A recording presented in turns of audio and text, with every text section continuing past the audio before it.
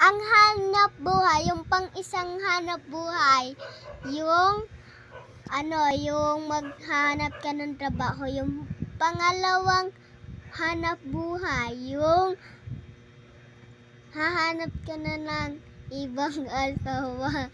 Tapos, yung pangatlong hanap buhay, yung hahanap ka ng mga anak.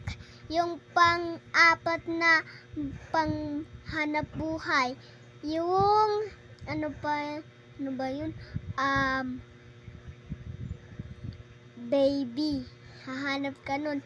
Yung panglima, yung hahanap ka ng yung hanap buhay na panglima, yung hahanap yung meron kang pera, tapos pag pinindot mo yung button, may swimming pool ka na. Ganun yung hanap buhay. Sige, bye-bye guys.